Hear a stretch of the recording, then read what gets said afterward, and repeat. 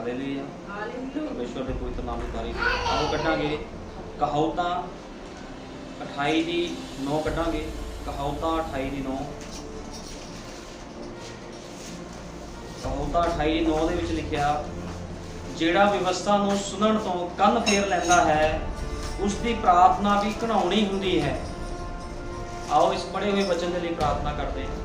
Hallelujah. धन्यवाद प्यारे प्रभु यीशु मसीह सर्वशक्तिमान खुदावन, सचमुच मेरे महान पिता, जे खुदावन प्रभु जी कोई भी मनुख तेरी व्यवस्था ਨੂੰ नहीं सुनता प्रभु जी, तेरे नियमां ते कानूनां ਦੇ ਵਿੱਚ नहीं रहंदा, ਉਹ ਮਨੁੱਖ ਚਾਹੇ ਜਿੰਨੀ ਮਰਜ਼ੀ प्रार्थना करे प्रभु यीशु मसीह, तेरा वचन दसदा है उसकी प्रार्थना भी घणाउणी ਹੁੰਦੀ है, क्योंकि मेरे महान पिता उसने तेरे वचन का आदर नहीं किया होंदा ते तेरे को चीज़ां भालदा है वो मनुख, ते मेरे महान पिता तू फिर उसनूं कुछ नहीं दिंदा मेरे महान पिता, क्योंकि प्रभु यीशु मसीह तो उन्हां लोकां तो खुश हुंदा है प्रभु जी जो तेरे नियमां अते कानूनां दे उपर चलदे हन प्रभु यीशु मसीह, जिहड़े प्रभु यीशु मसीह तेरे वचन का पालन करते हैं प्रभु जी, तो उन्हां लोकां दे द्वारा ही खुश हुंदा है खुदावन।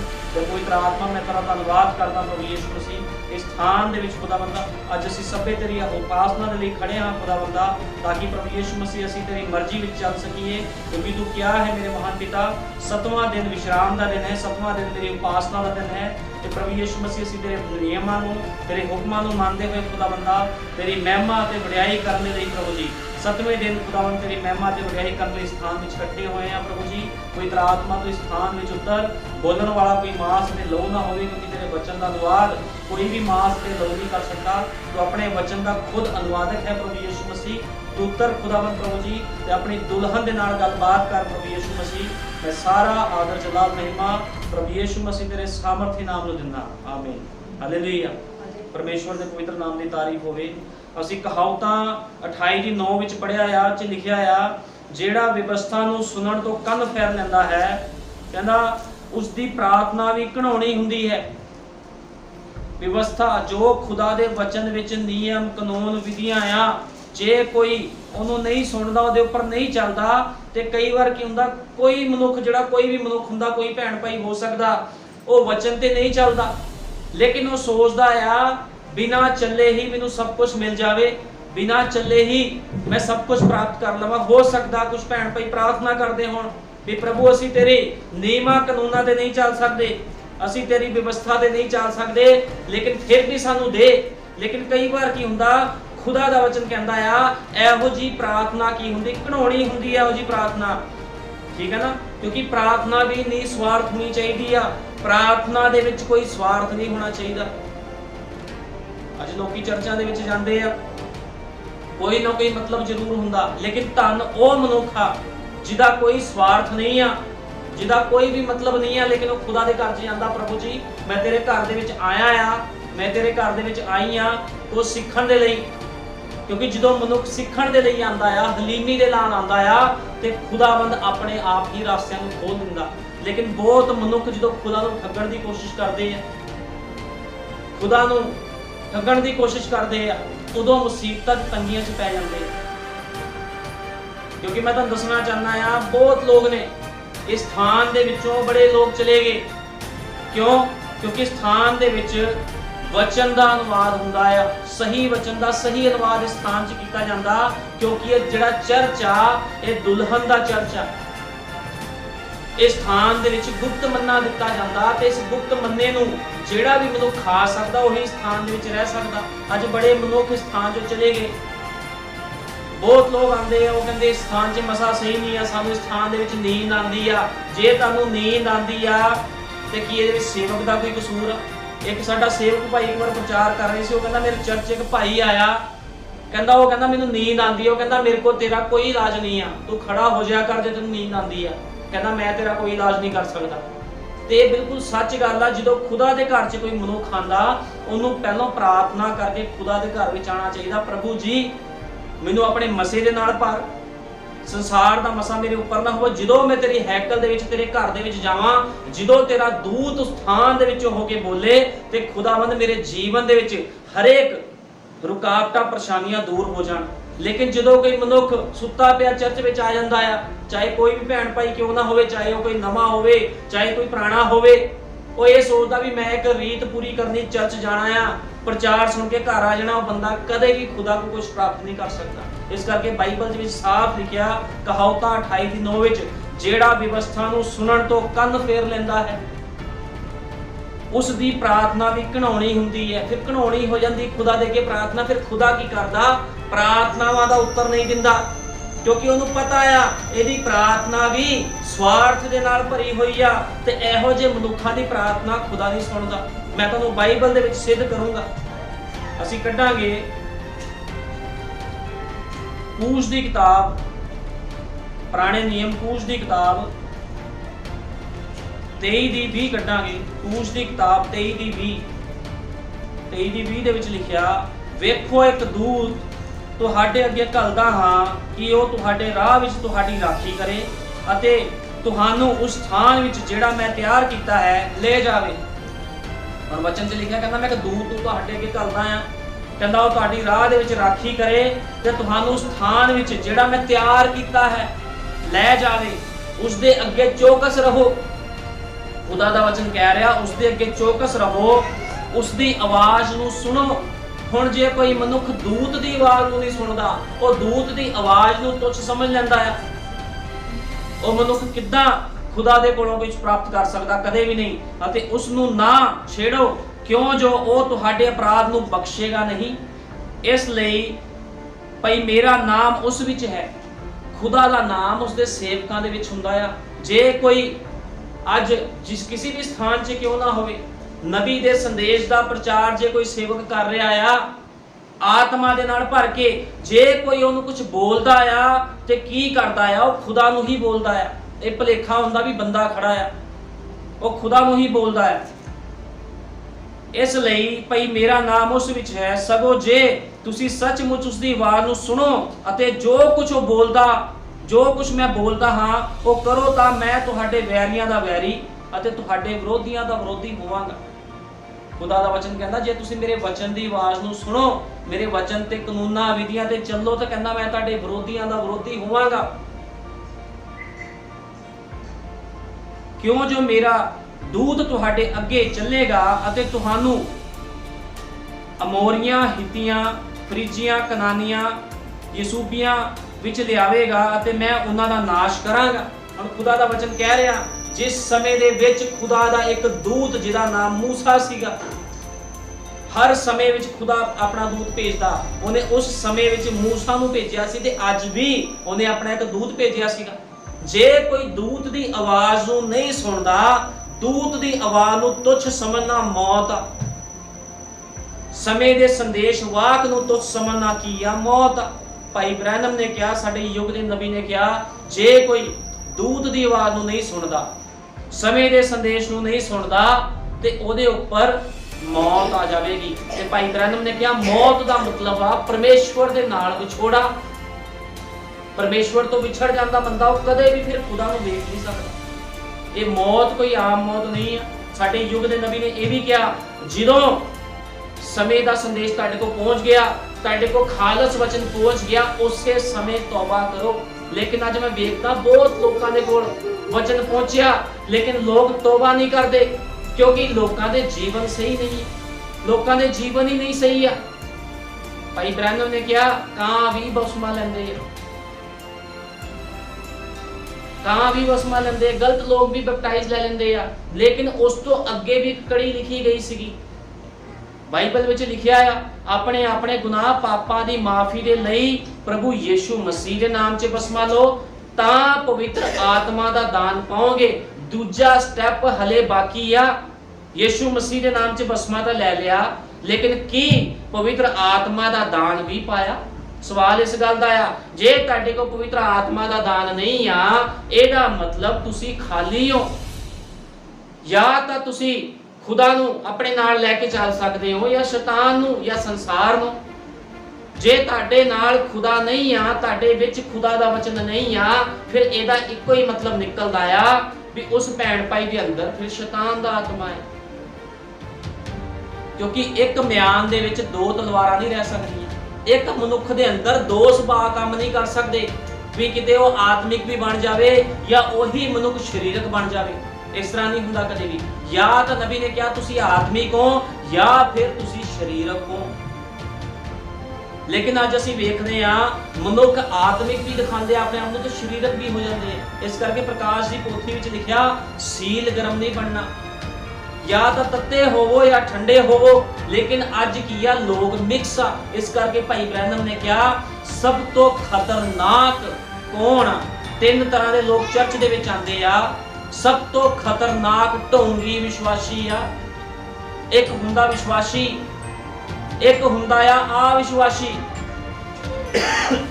ਇੱਕ ਹੁੰਦਾ ਢੋਂਗੀ ਵਿਸ਼ਵਾਸੀ। ਢੋਂਗੀ ਵਿਸ਼ਵਾਸੀ ਮਿਕਸ ਹੁੰਦਾ ਆ ਤੇ ਢੋਂਗੀ ਵਿਸ਼ਵਾਸੀ ਭਾਈ ਬ੍ਰੈਨਮ ਨੇ ਕਿਹਾ ਸਭ ਤੋਂ ਜ਼ਿਆਦਾ ਖਤਰਨਾਕ ਢੋਂਗੀ ਵਿਸ਼ਵਾਸੀ ਆ।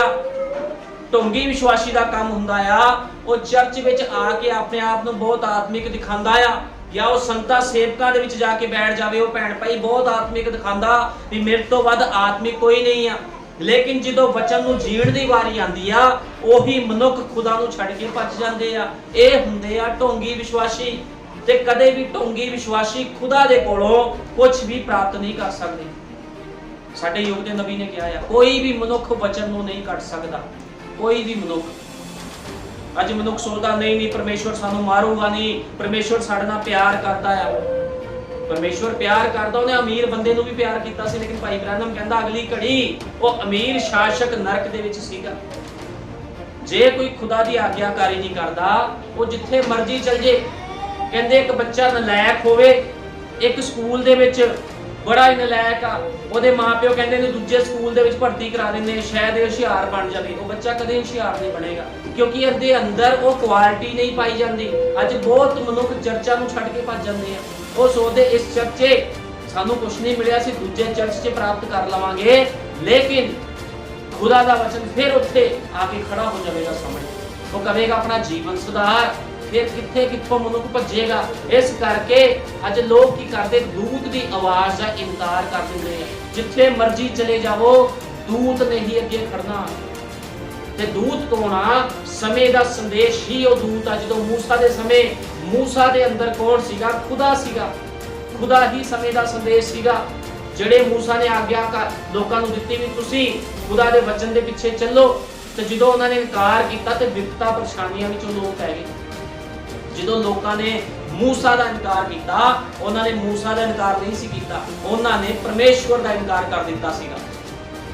ਤੇ ਕੀ ਹੋਇਆ? ਉਹ ਲੋਕ ਮੁਸੀਬਤਾਂ ਵਿੱਚ ਪਏ।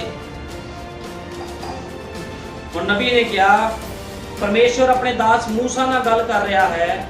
ਕਹਿੰਦਾ ਉਹ ਸਮਾਂ ਸੀ ਜਦੋਂ ਇਸਰਾਇਲ ਦੇ ਬੱਚੇ ਪਰਮੇਸ਼ਵਰ ਤੋਂ ਦੂਰ ਹੋ ਗਏ ਸਨ ਅਤੇ ਉਸ ਦੇ ਨਿਯਮਾਂ ਅਤੇ ਹੋਰਨਾਂ ਚੀਜ਼ਾਂ ਤੋਂ ਦੂਰ ਹੋ ਗਏ ਸਨ ਅਤੇ ਵਿਪਤਾ ਵਿੱਚ ਪੈ ਗਏ ਸਨ ਅਤੇ ਮਿਸਰ ਦੇ ਅੰਦਰ ਮਿਸਰ ਦੀ ਗੁਲਾਮੀ ਹੇਠ ਚਲੇ ਗਏ ਸਨ ਅਤੇ ਉੱਥੇ ਇੱਕ ਵੱਡੀ ਲੋੜ ਪੈ ਗਈ। ਜਦ ਤੱਕ ਕਿ ਕਿਸੇ ਬਹੁਮੁੱਲੀ ਚੀਜ਼ ਨਾਲ ਅੱਗੇ ਨਹੀਂ ਵਧ ਰਹੇ ਸਨ ਅਤੇ ਕਿਸੇ ਵੀ ਚੀਜ਼ ਦੀ ਲੋੜ ਨਹੀਂ ਸੀ, ਕਿਵੇਂ ਸਭ ਕੁਝ ਠੀਕ ਚੱਲਿਆ ਸੀ। ਪਰੰਤੂ ਜਦ ਪਰਮੇਸ਼ਵਰ ਦਾ ਨਬੀ ਵਾਲਾ ਸਮਾਂ ਪੂਰਾ ਹੋਇਆ, ਜਦੋਂ ਅਬਰਾਹਮ ਨਾਲ ਵਾਅਦਾ ਕਰਨ ਤੋਂ ਬਾਅਦ ਕਿ ਉਸ ਦੀ ਸੰਤਾਨ ਇੱਕ ਪਰਾਏ ਦੇਸ਼ ਵਿੱਚ 400 ਸਾਲਾਂ ਤੱਕ ਗੁਲਾਮ ਹੋਵੇਗੀ ਅਤੇ ਉਹਨਾਂ ਨੂੰ ਸਾਮਰਥੀ ਹੱਥ ਦੇ ਨਾਲ ਫਿਰ ਬਾਹਰ ਕੱਢ ਲਿਆਵੇਗਾ ਪਰਮੇਸ਼ਵਰ। ਖੁਦਾ ਨੇ ਇਬਰਾਹਿਮ ਨਾਲ ਗੱਲਬਾਤ ਸਾਰੀ ਕੀਤੀ ਸੀ ਵੀ ਕਿੱਦਾਂ ਤੇਰੀ ਸੰਤਾਨ ਚੱਲ ਜੂਗੀ, ਲੇਕਿਨ ਇੱਕ ਨਬੀ ਨੂੰ ਭੇਜਣ ਦੇ ਦੁਆਰਾ ਮੈਂ ਉਹਨਾਂ ਨੂੰ ਗੁਲਾਮੀ ਦੇ ਵਿੱਚੋਂ ਬਾਹਰ ਕੱਢ ਲਿਆਉਂਗਾ। ਲੇਕਿਨ ਇਹ ਵਾਅਦਾ ਪਰਮੇਸ਼ਵਰ ਨੇ ਫਿਰ ਪੂਰਾ ਕੀਤਾ। ਚਾਹੇ ਉਸ ਵਾਅਦੇ ਨੂੰ ਸਮਾਂ ਲੱਗਿਆ, ਲੇਕਿਨ ਪਰਮੇਸ਼ਵਰ ਨੇ ਇਸ ਵਾਅਦੇ ਨੂੰ ਪੂਰਾ ਕੀਤਾ। ਇਸ ਦਾ ਕੋਈ ਮਤਲਬ ਨਹੀਂ ਹੈ ਕਿ ਵੇਖਣ ਨੂੰ ਕਿੰਨਾ ਸੰਭਵ ਲੱਗਦਾ ਹੈ ਕਿ ਇਹ ਨਹੀਂ ਹੋਵੇਗਾ। ਜਦੋਂ ਵਾਅਦੇ ਦਾ ਸਮਾਂ ਨੇੜੇ ਆਉਂਦਾ ਹੈ ਤਾਂ ਪਰਮੇਸ਼ਵਰ ਆਪਣੀ ਭਵਿੱਖਬਾਣੀ ਵਾਲੇ ਵਾਅਦੇ ਨੂੰ ਢੁਕਵਾਂ ਬਿਠਾਉਣ ਲਈ ਹਾਲਾਤਾਂ ਨੂੰ ਬਣਾ ਦਿੰਦਾ ਹੈ। ਕਈ ਵਾਰ ਇਸ ਤਰ੍ਹਾਂ ਹੁੰਦਾ ਆ ਵੀ ਖੁਦਾ ਨੇ ਕੋਈ ਵਾਅਦਾ ਕੀਤਾ ਹੁੰਦਾ ਆਪਣੇ ਲੋਕਾਂ ਦੇ ਨਾਲ ਤੇ ਏਦਾਂ ਲੱਗਦਾ ਵੀ ਇਹ ਵਾਅਦਾ ਕਦੇ ਵੀ ਪੂਰਾ ਨਹੀਂ ਹੋਵੇਗਾ, ਲੇਕਿਨ ਖੁਦਾ ਦਾ ਵਚਨ ਕਹਿੰਦਾ ਆ, ਸਾਡੇ ਯੁੱਗ ਦੇ ਨਬੀ ਨੇ ਕਿਹਾ ਪਰਮੇਸ਼ਵਰ ਹਾਲਾਤਾਂ ਨੂੰ ਪੈਦਾ ਕਰ ਦਿੰਦਾ ਆ, ਇਹੋ ਜਿਹੇ ਹਾਲਾਤ ਬਣਾ ਦਿੰਦਾ ਆ ਵੀ ਉਹ ਕੰਮ ਪੂਰਾ ਹੋ ਸਕੇ। ਹਾਲਾਤਾਂ ਨੂੰ ਪੈਦਾ ਕਰ ਦਿੰਦਾ ਆ। ਕਿਸਨੇ ਸੋਚਿਆ ਸੀ ਕਿ ਉਹ ਲੋਕ ਕਿਸ ਤਰ੍ਹਾਂ ਯੂਸਫ ਦੇ ਕਾਰਨ ਉਹਨਾਂ ਦਾ ਆਦਰ ਕੀਤਾ ਗਿਆ ਸੀਗਾ। ਯੂਸਫ ਦੇ ਕਾਰਨ ਨਬੀ ਕਹਿੰਦਾ ਉਹਨਾਂ ਦਾ ਆਦਰ ਕੀਤਾ ਗਿਆ ਸੀਗਾ। ਲੇਕਿਨ ਕੀ ਹੋਇਆ ਜਦੋਂ ਯੂਸਫ ਚਲਾ ਗਿਆ ਦ੍ਰਿਸ਼ ਤੋਂ, ਤੇ ਕੀ ਹੋਇਆ? ਉਹ ਲੋਕਾਂ ਨੂੰ ਗੁਲਾਮ ਕਰ ਦਿੱਤਾ ਗਿਆ। ਉਹ ਲੋਕ ਗੁਲਾਮ ਹੋ ਗਏ। ਲੇਕਿਨ ਉਸ ਸਮੇਂ ਕਿਸੇ ਤੇ ਯੂਸਫ ਉਸ ਸਥਾਨ ਦੇ ਵਿੱਚ ਸੀਗਾ ਤੇ ਬੜੇ ਹੀ ਆਓ ਭਗਤ ਲੋਕਾਂ ਦੀ ਹੁੰਦੀ ਸੀਗੀ। ਇਜ਼ਰਾਈਲੀ ਲੋਕਾਂ ਨੂੰ बड़ा आदर भाव मिलता सी। लेकिन की होया जो यूसुफ चला गया, नवा राजा खड़ा हो गया, वो यूसुफ को नहीं जानता सीगा ते की होया उस स्थान दे विच लोकां नूं गुलाम कर दिता गया नवे राजे वालों। लेकिन परमेश्वर ने जिहड़ा वादा कीता सी, उन्हें अपना दूत, अपना नबी मूसा भेजिया ते मूसा ने की कीता कि मूसा ने, नबी कहंदा मूसा ने जो मूसा 40 साल दा सीगा ते उन्हें की कीता, आके लोकां नूं कहा भी मैनू परमेश्वर ने भेजा है। ते लोकां ने उन्होंने कहा तेनू साडे उपर किने न्याय ठहराया। ते 40 साल लोग पिछे चले गए। जो मूसा 80 साल का होया, फिर खुदा ने उन्होंने भेजा। जो फिर खुदा ने भेजा ते फिर उन्हें चिन्ह चमत्कार द्वारा लोगों के ऊपर प्रगट किया भी मैनू खुदा ने भेजा, ते लोगों ने फिर विश्वास किया उसदे उपर। ते जो मिस्र के देश विचों उन्हां नूं बाहर कढिया ते लोगों ने लाल समुंदर अगे आ गया, ते लोगों ने की किया, लोगों ने बुड़बुड़ाना शुरू कर दिता। वो कहते तू सानू मारन दे लई इस स्थान दे विच लैके आया। लेकिन वो लोग मूसा वालों कीते हुए चमत्कारां नूं भुल गए सीगे। लेकिन फिर भी मूसा ने लाल समुंदर नूं जो दो भाग किया अपनी लाठी दे द्वारा, ते की होया खुदा ने उन्हां नूं बाहर कढिया ते लोगों ने फिर कुड़कुड़ करनी शुरू कर दी। जो लोग खुदा विच चलदे उन्हां नूं जो कुछ मिलदा आ ते वो बहुत खुश हुंदे। लेकिन जो वो लोगों के कोल कुछ नहीं हुंदा, कई बार इहो जिहे हालात हो जाते आ, कई बार कुछ नहीं हुंदा, वो कहंदे प्रभु सानू कुछ नहीं दे रहा, कुछ नहीं दे रहा। ते लोगों ने की किया, मूसा के खिलाफ बुड़बुड़ाउणा शुरू कर दिता। ते इसे तरह अज भी आ, अज जो समय के संदेश दे विच लोग आए आ, जो सब कुछ मिलता है ते कहंदे हाँ प्रभु तू वधिया, जो कुछ रुक जाता ते कहंदे खुदा असी मिस्र विच सही नहीं सी। अज भी लोग इसी तरह कहते। लेकिन खुदा इहो जिहे लोकां नूं कदे भी पसंद नहीं करता। इस करके की करना, हमेशा जो वचन कहता है वचन के अनुसार चलना ते दूत की आवाज़ नूं सुनना। खुदा दा वचन कहता जेड़ा भी सेवक तुहाडे लई ठहराया गया आ, जेड़ा भी नबी तुहाडे लई ठहराया गया आ, ओनू कदे तुच्छ ना समझो। जे एक मनुख एक आत्मिक घर च नहीं सुधर सकता तो दूजे आत्मिक घर च जाके भी नहीं सुधर सकता। जे एक मनुख एक चर्च च नहीं सुधर सकता, वो दूजे चर्च दे विच भी सुधर नहीं सकता, क्योंकि उसदे अंदर ही वो चीज़ां नहीं पाईयां जांदियां। इहदे विच चर्च दा या सेवक दा कसूर नहीं हुंदा। कसूर किदा हुंदा? कसूर खुद मनुख दा हुंदा है। इस करके नबी ने कहा तुहानू मसीह नूं जानन दे लई सब कुछ भुलाउणा होवेगा जेड़ा तुसी अपने ज्ञान दे विच कदे जाणिया होया है। अज बहुत मनुख ज्ञानी है संसार दे विच, हर किसी को अपना ज्ञान, हर कोई अपने ज्ञान के द्वारा चल रहा। लेकिन नबी कहता तुसी बस बच्चे वांग आओ अते उसनू स्वीकार करो। कहता उसनू स्वीकार करो, बस यही गल है, यही वो ढंग है जिस दे नाल तुसी परमेश्वर नू स्वीकार करते हो। तुसी जिन्ने वध तुसी होर हलीम हो सकते हो। कहता होर सादे ते हलीम हो जाओ। खुदा दा वचन कहता होर हलीम हो जाओ, होर हलीम हो जाओ। लेकिन लोग हलीमी की जगह घमंड विच भर के चल जाते हैं। इस तरह नहीं करना चाहिए कदे भी। हमेशा दूत की आवाज़ नूं सुनो। नबी कहता अपने आप तो अपने विचारां तो दूर हो जाओ, सिर्फ परमेश्वर के वचन नूं लवो जो इसके योग है अते इसका विश्वास करो। अते ये विश्वास के राही है जिस दे नाल ये चीज़ां आउंदियां हन।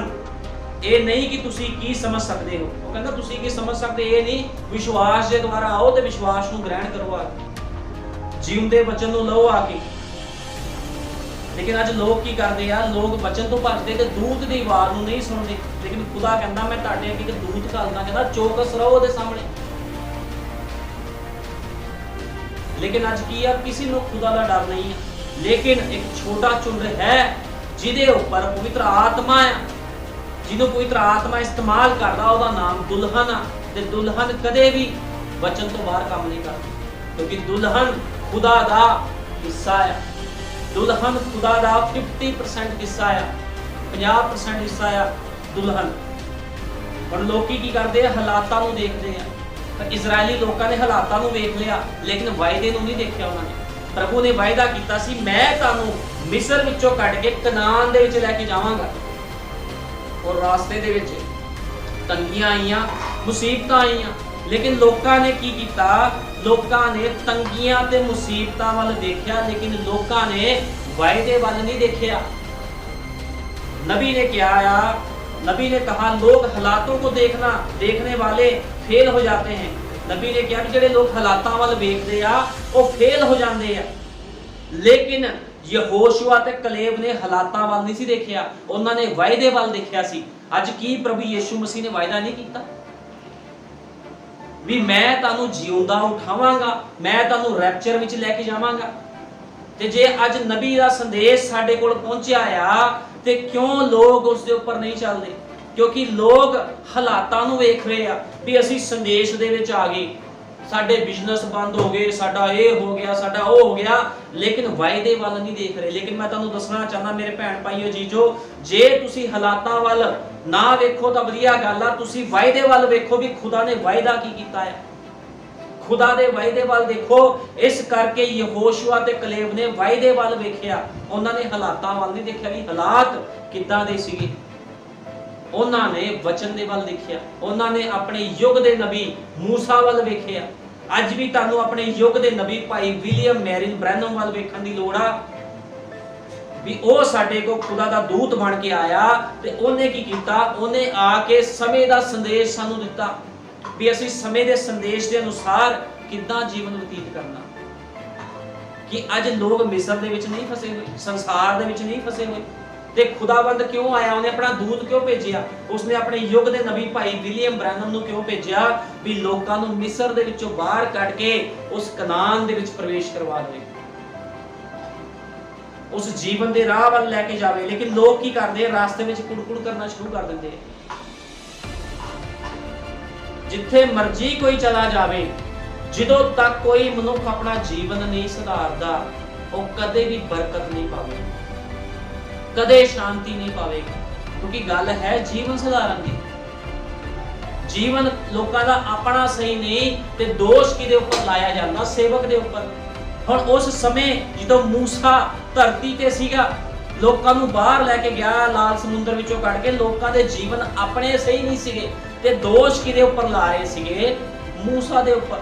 ਮੂਸਾ ਤੂੰ ਸਾਨੂੰ ਉਸ ਥਾਂ ਚੋਂ ਕੱਢ ਕੇ ਲੈ ਆਇਆ, ਕੀ ਮੂਸਾ ਨੇ ਗਲਤ ਕੀਤਾ ਸੀਗਾ? ਜੇ ਅੱਜ ਦਾ ਸੰਦੇਸ਼ ਵਾਹਕ ਸਾਡਾ ਭਾਈ ਬ੍ਰੈਨਮ ਸਾਨੂੰ ਮਿਸਰ ਵਿੱਚੋਂ ਬਾਹਰ ਕੱਢ ਕੇ ਲਿਆਇਆ, ਸੰਸਾਰ ਵਿੱਚੋਂ ਬਾਹਰ ਕੱਢ ਕੇ ਲਿਆਇਆ, ਤੇ ਸਾਨੂੰ ਸਫ਼ਰ ਵਿੱਚ ਚੱਲਣਾ ਪਵੇਗਾ। ਹੋ ਸਕਦਾ ਆ ਸਫ਼ਰ ਦੇ ਵਿੱਚ ਤੰਗੀਆਂ ਹੋਣ, ਹੋ ਸਕਦਾ ਆ ਕੁਝ ਮੁਸੀਬਤਾਂ ਹੋਣ, ਲੇਕਿਨ ਖੁਦਾ ਦੇ ਵਾਅਦੇ ਵੱਲ ਦੇਖਣ ਦੀ ਲੋੜ ਆ। ਜੇ ਲੋਕਾਂ ਖੁਦਾ ਦੇ ਵਾਅਦੇ ਵੱਲ ਦੇਖੋ, ਸੰਸਾਰ ਵੱਲ ਨਾ ਦੇਖੋ। ਜਦੋਂ ਯਹੋਸ਼ੂਆ ਤੇ ਕਲੇਬ ਨੇ ਵਾਅਦੇ ਵੱਲ ਵੇਖਿਆ ਤੇ ਉਹ ਸਫ਼ਰ ਉਹਨਾਂ ਨੂੰ ਬਹੁਤ ਛੋਟਾ ਲੱਗਿਆ ਫਿਰ, ਕਿਉਂਕਿ ਉਹ ਵਿਸ਼ਵਾਸੀ ਸੀਗੇ। ਉਹ ਜਿਹੜੇ ਦੋ ਸੀਗੇ ਉਹ ਵਧੀਆ ਵਿਸ਼ਵਾਸੀ ਸੀਗੇ। ਉਹਨਾਂ ਨੇ ਹਾਲਾਤ ਨਹੀਂ ਵੇਖੇ, ਹਾਲਾਤ ਕਿੱਦਾਂ ਦੇ ਆ, ਗਰਮੀ ਆ, ਸਰਦੀ ਆ, ਭੁੱਖੇ ਆ, ਪਿਆਸੇ ਆ, ਕੁਛ ਨਹੀਂ ਵੇਖਿਆ, ਕਿਉਂਕਿ ਖੁਦਾਵੰਦ ਉਹਨਾਂ ਦੀ ਪਿਰਤਪਾਲ ਕਰ ਰਿਹਾ ਸੀ। ਪਿਲਰ ਆਫ ਫਾਇਰ ਉਹਨਾਂ ਲੋਕਾਂ ਦੇ ਨਾਲ ਸੀ। ਤੇ ਅੱਜ ਵੀ ਇਸੇ ਤਰ੍ਹਾਂ ਆ ਕਿ ਅੱਜ ਵੀ ਪਿਲਰ ਆਫ ਫਾਇਰ, ਉਹ ਅੱਗ ਦਾ ਖੰਭਾ ਆਪਣੇ ਲੋਕਾਂ ਦੇ ਨਾਲ ਨਹੀਂ ਆ, ਆਪਣੀ ਦੁਲਹਨ ਦੇ ਨਾਲ ਨਹੀਂ ਆ, ਹੈ। ਲੇਕਿਨ ਕਿਹੜੇ ਲੋਕ ਸੀ ਜਿਹੜੇ ਉਹਨਾਂ ਦੇ ਵਿੱਚ ਕੁੜਕੁੜ ਕਰ ਰਹੇ ਸੀ? ਉਹ ਸੀ ਰਲੀ ਮਿਲੀ ਭੀੜ। ਅੱਜ ਵੀ ਰਲੀ ਮਿਲੀ ਭੀੜ ਸੰਦੇਸ਼ ਦੇ ਚਰਚਾਂ ਵਿੱਚ ਆਂਦੀ ਆ, ਬੈਪਟਾਈਜ਼ ਲੈਂਦੀ ਆ ਰਲੀ ਮਿਲੀ ਭੀੜ। ਫਿਰ ਕਹਿੰਦੇ ਸਾਨੂੰ ਬਰਕਤ ਨਹੀਂ ਮਿਲੀ, ਸਾਨੂੰ ਇਸ ਥਾਂ ਦੇ ਵਿੱਚ ਆ ਕੇ ਨੀਂਦ ਆਂਦੀ ਆ। ਉਹ ਭਾਈ ਤੈਨੂੰ ਨੀਂਦ ਆਂਦੀ, ਤੈਨੂੰ ਬਰਕਤ ਨਹੀਂ ਮਿਲੀ ਤੇ ਸੇਵਕ ਦਾ ਥੋੜੀ ਕਸੂਰ ਆ। ਹੋ ਸਕਦਾ ਤੇਰਾ ਜੀਵਨ ਨਾ ਸਹੀ ਹੋਵੇ, ਕਿਉਂਕਿ ਸਾਡੇ ਯੁੱਗ ਦੇ ਨਬੀ ਨੇ ਕਿਹਾ ਕਈ ਵਾਰ ਖੁਦਾ ਕੀ ਕਰਦਾ, ਜੇ ਕੋਈ ਮਨੁੱਖ ਸਹੀ ਨਹੀਂ ਚੱਲਦਾ, ਉਹਨੂੰ ਸੁਧਾਰਨ ਦੇ ਲਈ ਉਹਦੀ ਲੱਤਾਂ ਨੂੰ ਤੋੜ ਦਿੰਦਾ ਹੈ। ਖੁਦਾਵੰਦ ਬਿਜ਼ਨਸ ਦੇ ਉੱਪਰ ਤਾਲਾ ਲਗਾ ਦਿੰਦਾ ਆ, ਉਸ ਤਾਲੇ ਨੂੰ ਫਿਰ ਕੋਈ ਨਹੀਂ ਖੋਲ ਸਕਦਾ। ਜਿੱਥੇ ਮਰਜ਼ੀ ਚਲੇ ਜਾਓ ਚਰਚ ਬਦਲ ਕੇ, ਉਸ ਤਾਲੇ ਨੂੰ ਫਿਰ ਕੋਈ ਨਹੀਂ ਖੋਲ ਸਕਦਾ, ਕਿਉਂਕਿ ਤਾਲਾ ਕਿਹਨੇ ਲਗਾਇਆ? ਤਾਲਾ ਤਾਂ ਖੁਦਾ ਨੇ ਲਗਾਇਆ ਬਿਜ਼ਨਸ ਦੇ ਉੱਪਰ। ਬਰਕਤਾਂ ਦੇ ਉੱਪਰ ਤਾਲਾ ਕਿਹਨੇ ਲਗਾਇਆ? ਖੁਦ ਪ੍ਰਭੂ ਯੀਸ਼ੂ ਮਸੀਹ ਨੇ। ਤੇ ਖੁਦਾਵੰਦ ਉਸ ਤਾਲੇ ਨੂੰ ਫਿਰ ਨਹੀਂ ਖੋਲ ਸਕਦਾ। ਮੂਸਾ ਦੇ ਸਮੇਂ ਵੀ ਇਸੇ ਤਰ੍ਹਾਂ ਸੀ। ਜਿਹੜੇ ਲੋਕ ਕੁੜਕੁੜ ਜਿਹੜੇ ਲੋਕਾਂ ਨੇ ਕੀਤਾ, ਉਹਨਾਂ ਲੋਕਾਂ ਨੂੰ ਪ੍ਰਭੂ ਨੇ ਮਾਰ ਦਿੱਤਾ, ਖਤਮ ਕਰ ਦਿੱਤਾ ਉਹਨਾਂ ਲੋਕਾਂ ਨੂੰ। ਇਸ ਕਰਕੇ ਕਦੇ ਵੀ ਕੁੜਕੁੜ ਨਾ ਕਰੋ, ਉਹਦੇ ਵਾਅਦੇ ਵੱਲ ਦੇਖੋ ਵੀ ਪਰਮੇਸ਼ਵਰ ਨੇ ਵਾਅਦਾ ਕੀਤਾ ਹੈ। ਕਹਿੰਦਾ ਜੇ ਮੈਂ ਪੰਛੀਆਂ ਦੀ ਪਿਰਤਪਾਲ ਕਰ ਸਕਦਾ, ਇਸ ਸ੍ਰਿਸ਼ਟੀ ਦੀ ਪਿਰਤਪਾਲ ਕਰ ਸਕਦਾ, ਤੇ ਤੁਸੀਂ ਵਧੀਕ ਨਹੀਂ ਹੋ? ਕੀ ਉਹਦੇ ਲੋਕ ਵਧੀਕ ਨਹੀਂ ਆ ਜੇ ਉਹ ਪੰਛੀਆਂ ਦੀ ਪਿਰਤਪਾਲ ਕਰਦਾ ਹੈ, ਫੁੱਲ ਬੂਟਿਆਂ ਨੂੰ ਵੇਖਦਾ, ਉਹਨਾਂ ਨੂੰ ਪਾਲਦਾ ਪੋਸਦਾ ਹੈ? ਤੇ ਕੀ ਅੱਜ ਦੇ ਮਨੁੱਖ, ਉਹਦੀ ਦੁਲਹਨ, ਉਹਦੇ ਪਵਿੱਤਰ ਲੋਕ ਉਹਦੇ ਲਈ ਜ਼ਿਆਦਾ ਮੁੱਲਵਾਨ ਨਹੀਂ ਹੈ? लेकिन लोग की करते डोल जाते। जो बंदा डोलता आ तो खुदा ਇਹੋ ਜਿਹੇ लंगड़े बंदिਆਂ ਨੂੰ पसंद नहीं करता। ਇਹ ਸੇਵਕ ਹੀ ਉਹ ਸੇਵਕ ਹੀ ਆ ਸੰਦੇਸ਼ ਦੀ ਜਿਹਦੇ ਵਿੱਚ ਲੰਗੜੇ ਲੋਕ ਨਹੀਂ ਚਾਹੀਦੇ। ਇੱਥੇ ਜਿਹੜੇ ਭਰਤੀ ਹੋਣੇ ਆ ਉਹ ਪਰਫੈਕਟ ਹੋਣੇ ਆ, ਪੂਰੇ ਭਰਤੀ। ਲੰਗੜੇ ਲੋਕਾਂ ਨੂੰ ਭਰਤੀ ਨਹੀਂ ਕੀਤਾ ਜਾਂਦਾ। ਇਹਦਾ ਮਿਲਟਰੀ ਵਿੱਚ ਹੁੰਦਾ, ਲੰਗੜਿਆਂ ਨੂੰ ਲੂਲਿਆਂ ਨੂੰ ਭਰਤੀ ਨਹੀਂ ਕੀਤਾ ਜਾਂਦਾ, ਅੰਨੇ ਕਾਣਿਆਂ ਨੂੰ ਭਰਤੀ ਨਹੀਂ ਕੀਤਾ ਜਾਂਦਾ।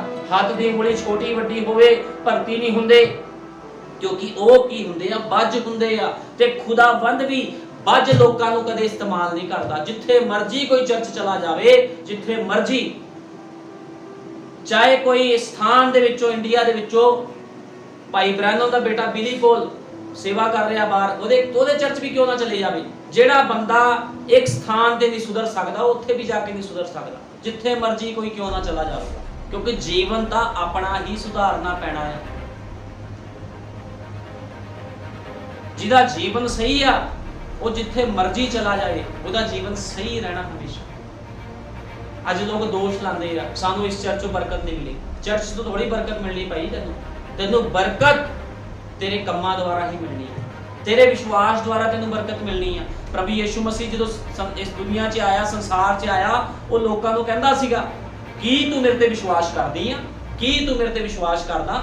ਜਿਹੜਾ ਵੀ ਵਿਸ਼ਵਾਸ ਕਰਦਾ ਸੀਗਾ ਉਹਨੂੰ ਖੁਦਾ ਚੰਗਿਆਈ ਦੇ ਦਿੰਦਾ ਸੀਗਾ। ਲੇਕਿਨ ਯਿਸੂ ਮਸੀਹ ਨੇ ਬੜੇ ਲੋਕਾਂ ਨੂੰ ਛੱਡ ਦਿੱਤਾ ਜਿਹੜੇ ਚੰਗੇ ਨਹੀਂ ਸੀ ਹੋਏ। ਫਿਰ ਇਹਦਾ ਕੀ ਮਤਲਬ ਹੋਇਆ ਵੀ ਖੁਦਾ ਦੇ ਵਿੱਚ ਪਾਵਰ ਨਹੀਂ ਹੈ? ਇਸ ਤਰ੍ਹਾਂ ਨਹੀਂ ਹੈ। ਇਹ ਖੁਦਾ ਦੀ ਚੋਣ 'ਚ ਜਿਹੜਾ ਮਨੁੱਖ ਹੈ ਉਹਨੂੰ ਹੀ ਖੁਦਾ ਨੇ ਆਪਣੇ ਕੋਲ ਬੁਲਾਣਾ ਹੈ। ਉਹ ਕਹਿੰਦਾ ਜੇ ਪਿਤਾ ਹੀ ਮੇਰੇ ਕੋਲ ਨਾ ਭੇਜੇ ਕਿਸ ਨੂੰ ਤੇ ਕੋਈ ਮੇਰੇ ਕੋਲ ਨਹੀਂ ਆ ਸਕਦਾ। ਇਸ ਕਰਕੇ ਆਪਣੇ ਜੀਵਨਾਂ ਨੂੰ ਚੈੱਕ ਕਰੋ ਕਿ ਸਾਡੇ ਜੀਵਨ ਉਹ ਮਿਸਰੀਆਂ ਵਰਗੇ ਤਾਂ ਨਹੀਂ ਕਿਤੇ ਹੋ ਗਏ, ਸੰਸਾਰਿਕ ਲੋਕਾਂ ਵਰਗੇ ਤੁਹਾਡੇ ਜੀਵਨ ਤਾਂ ਨਹੀਂ ਕਿਤੇ। ਤੁਹਾਡੇ ਜੀਵਨ ਦੇ ਵਿੱਚ ਕਿਤੇ ਰਲੀ ਮਿਲੀ ਭੀੜ ਤਾਂ ਨਹੀਂ ਹੈ। ਤੁਹਾਡੇ ਜੀਵਨ ਦੇ ਵਿੱਚ ਉਹ ਰਲੀ ਮਿਲੀ ਭੀੜ, ਉਹ ਮਿਲਾਵਟ ਨਹੀਂ ਹੋਣੀ ਚਾਹੀਦੀ। ਤੁਹਾਡੇ ਜੀਵਨ ਪਿਓਰ ਹੋਣੇ ਚਾਹੀਦੇ ਆ, ਕਿਉਂਕਿ ਖੁਦਾਵੰਦ ਪਿਓਰ ਲੋਕਾਂ ਨੂੰ ਪਸੰਦ ਕਰਦਾ ਆ।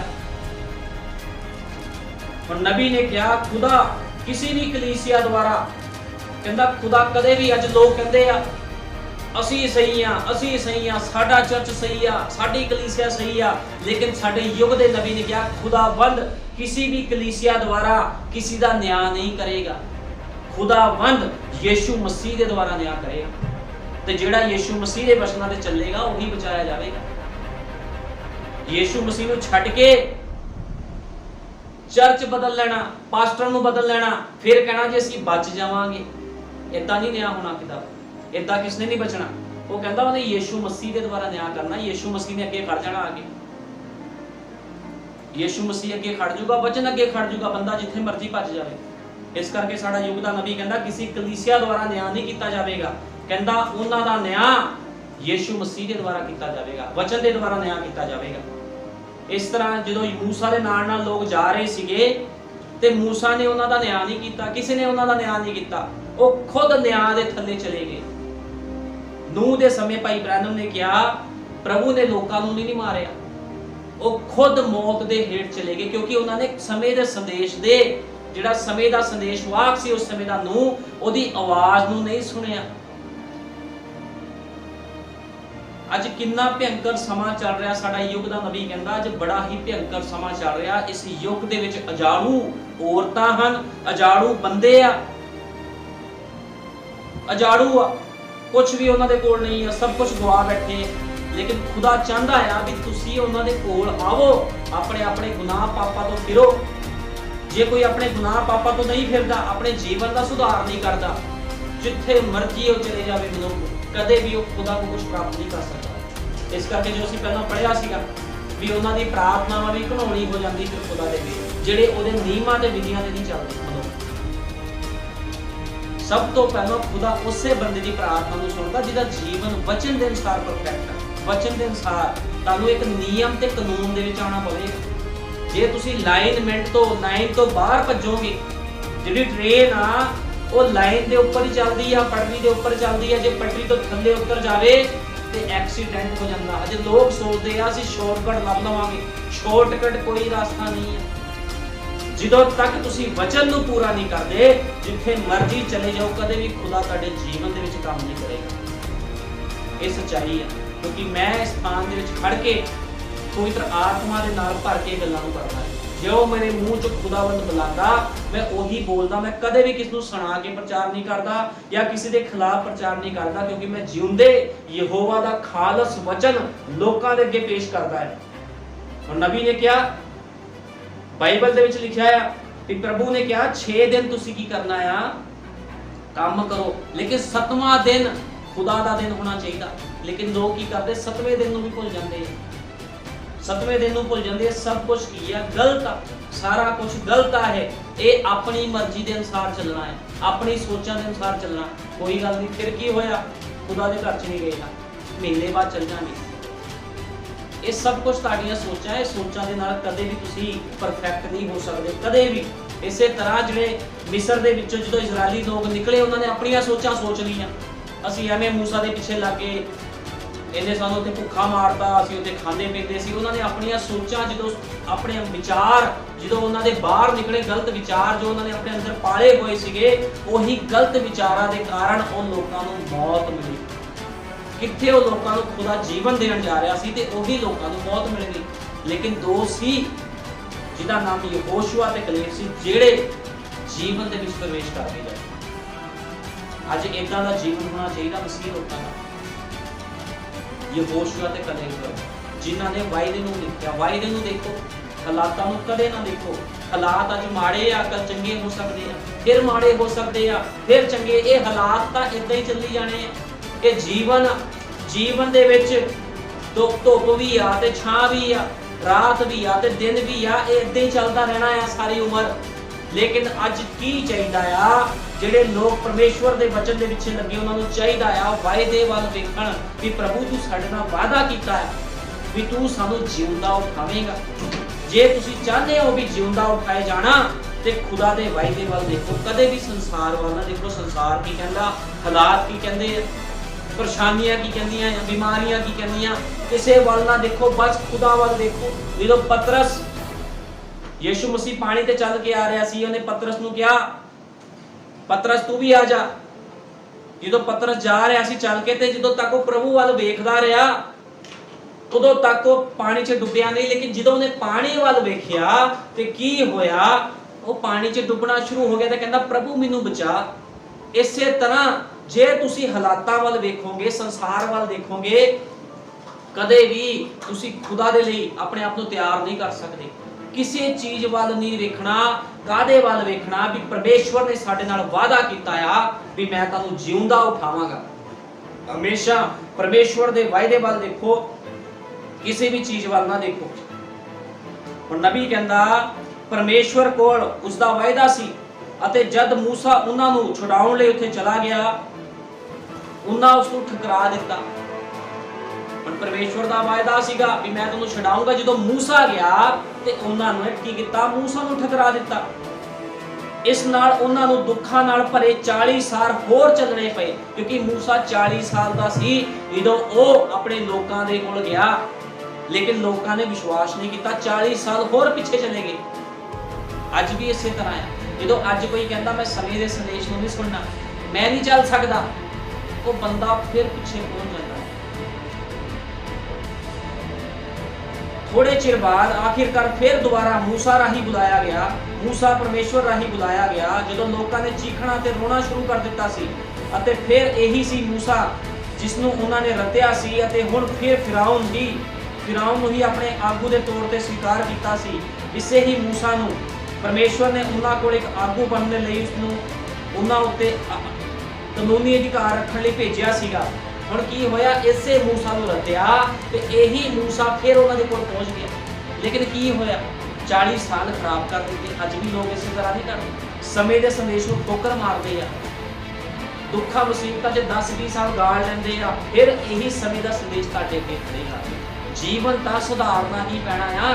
ਜਿੱਥੇ ਮਰਜ਼ੀ ਕੋਈ ਚਲਾ ਜਾਵੇ, ਜਿੱਥੇ ਮਰਜ਼ੀ ਚਲਾ ਜਾਵੇ, ਜੀਵਨ ਸੁਧਾਰਨਾ ਪੈਣਾ। ਬੜੇ ਲੋਕ ਇਸ ਚਰਚ ਵਿੱਚ ਆਏ, ਉਹ ਕਹਿੰਦੇ ਅਸੀਂ ਨਹੀਂ ਚੱਲ ਸਕਦੇ, ਅਸੀਂ ਆਪਣਾ ਜੀਵਨ ਨਹੀਂ ਸੁਧਾਰ ਸਕਦੇ। ਉਹ ਭਾਈ, ਜੇ ਤੁਸੀਂ ਖੁਦਾ ਦੀ ਚੋਣ 'ਚ ਹੋ ਤੇ ਖੁਦਾ ਤੁਹਾਡਾ ਜੀਵਨ ਸੁਧਾਰ ਕੇ ਹਟੇਗਾ, ਭਾਵੇਂ ਉਹ ਤੁਹਾਨੂੰ ਮੁਸੀਬਤਾਂ 'ਚ ਕਿਉਂ ਨਾ ਪਾ ਦੇਵੇ। ਇਸ ਤੋਂ ਵਧੀਆ ਵੀ ਪਹਿਲੇ ਹੀ ਮੰਨ ਜਾਓ, ਪਹਿਲੇ ਹੀ ਸੁਧਰ ਜਾਓ। ਨਾਲੇ ਜੇ ਕੋਈ ਵੀ ਸਮੇਂ ਦੇ ਸੰਦੇਸ਼ ਨੂੰ ਠੋਕਰ ਮਾਰਦਾ, ਜੇ ਕੋਈ ਬੰਦਾ ਇਸ ਦੁਨੀਆ ਤੋਂ ਚਲੇ ਜਾਂਦਾ ਆ, ਤੇ ਉਹ ਕਦੇ ਵੀ ਖੁਦਾ ਦੇ ਰਾਹ 'ਚ ਨਹੀਂ ਜਾਵੇਗਾ, ਉਹ ਮੌਤ ਵਿੱਚ ਚਲੇ ਜਾਵੇਗਾ। ਤਾਂ ਮੌਤ ਦਾ ਮਤਲਬ ਆ ਪਰਮੇਸ਼ਵਰ ਦੇ ਨਾਲ ਵਿਛੋੜਾ। ਇਸ ਕਰਕੇ ਆਪਣੀਆਂ ਸੋਚਾਂ, ਆਪਣੇ ਵਿਚਾਰਾਂ ਦੇ ਨਾਲ ਕਦੇ ਵੀ ਨਾ ਚੱਲੋ, ਠੀਕ ਹੈ ਨਾ। ਹਮੇਸ਼ਾ ਪਰਮੇਸ਼ਵਰ ਦੇ ਮਰਜ਼ੀ ਵਿੱਚ ਤੁਹਾਨੂੰ ਚੱਲਣ ਦੀ ਲੋੜ ਆ। ਜੇ ਕੋਈ ਆਪਣੇ ਵਿਚਾਰਾਂ ਵਿੱਚ ਚੱਲਦਾ, ਉਹ ਕਦੇ ਵੀ ਖੁਦਾ ਦੇ ਕੋਲੋਂ ਕੁਝ ਵੀ ਪ੍ਰਾਪਤ ਨਹੀਂ ਕਰ ਸਕਦਾ।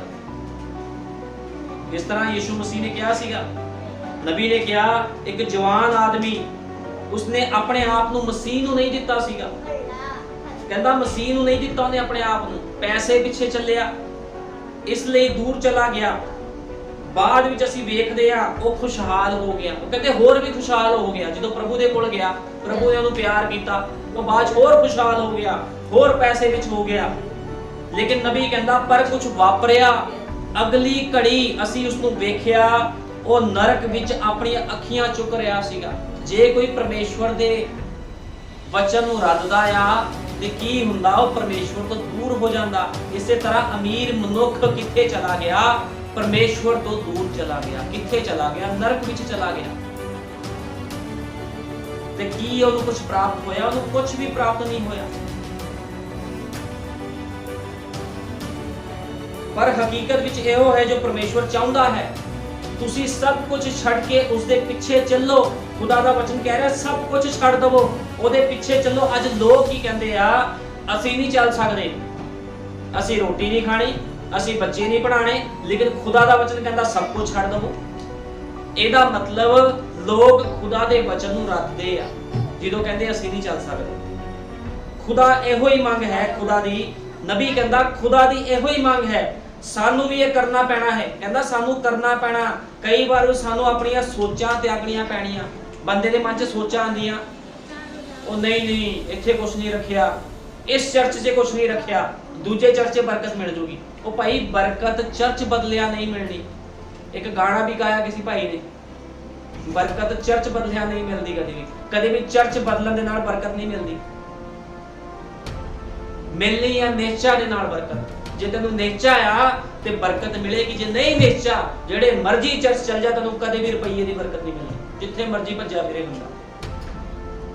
ਕਹਿੰਦਾ ਤੁਹਾਨੂੰ ਆਪਣੀ ਸੋਚਾਂ ਤਿਆਗਣੀਆਂ ਪੈਣੀਆਂ ਹਨ। ਜੇਕਰ ਕਿਸੇ ਚੀਜ਼ ਬਾਰੇ ਸਾਡੀਆਂ ਸੋਚਾਂ ਪਰਮੇਸ਼ਵਰ ਦੇ ਵਚਨ ਦੇ ਖਿਲਾਫ ਹਨ, ਕਹਿੰਦਾ ਜੇ ਤੁਹਾਡੀਆਂ ਸੋਚਾਂ ਪਰਮੇਸ਼ਵਰ ਦੇ ਵਚਨ ਦੇ ਖਿਲਾਫ ਆ, ਤਾਂ ਤੁਹਾਨੂੰ ਆਪਣੀਆਂ ਖੁਦ ਦੀਆਂ ਸੋਚਾਂ ਤਿਆਗ ਕੇ ਉਹਦੇ ਪਿੱਛੇ ਚੱਲਣਾ ਪਵੇਗਾ। ਹੁਣ ਜਦੋਂ ਮਿਸਰ ਦੇ ਵਿੱਚੋਂ ਇਸਰਾਇਲੀ ਲੋਕ ਬਾਹਰ ਆਏ, ਉਹਨਾਂ ਨੇ ਆਪਣੀਆਂ ਸੋਚਾਂ ਨਹੀਂ ਸੀ ਤਿਆਗੀਆਂ, ਆਪਣੀਆਂ ਸੋਚਾਂ ਨਹੀਂ ਤਿਆਗੀਆਂ ਉਹਨਾਂ ਨੇ। ਤੇ ਕੀ ਹੋਇਆ? ਖੁਦਾ ਤੋਂ ਸਜ਼ਾ ਪਾਈ। ਲੇਕਿਨ ਆਪਣੀਆਂ ਸੋਚਾਂ ਜਿਨ੍ਹਾਂ ਨੇ ਤਿਆਗੀਆਂ ਸੀ, ਉਹ ਕਨਾਨ ਦੇ ਵਿੱਚ ਪ੍ਰਵੇਸ਼ ਕਰ ਗਏ ਲੋਕ। ਯਹੋਸ਼ੂਆ ਤੇ ਕਲੇਬ ਨੇ ਆਪਣੀਆਂ ਸੋਚਾਂ ਨੂੰ ਤਿਆਗਿਆ ਹੋਇਆ ਸੀ। ਉਹਨਾਂ ਨੇ ਵਾਅਦੇ ਵੱਲ ਵੇਖਿਆ। ਇਸ ਕਰਕੇ ਪਰਮੇਸ਼ਵਰ ਦੇ ਵਾਅਦੇ ਵੱਲ ਵੇਖੋ, ਇਸ ਸੰਸਾਰ ਦੇ ਵੱਲ ਨਾ ਵੇਖੋ। ਜੇ ਤੁਸੀਂ ਸੰਸਾਰ ਵੱਲ ਵੇਖਦੇ ਹੋ ਤੇ ਦੂਤ ਦੀ ਅਣਆਗਿਆਕਾਰੀ ਤੁਸੀਂ ਕਰਦੇ ਹੋ, ਉਹਦੀ ਆਗਿਆਕਾਰੀ ਨਹੀਂ ਕਰਦੇ ਤੁਸੀਂ, ਤੇ ਕੀ ਹੋਵੇਗਾ? ਸਭ ਕੁਝ ਖਤਮ ਹੋ ਜਾਣਾ ਹੈ।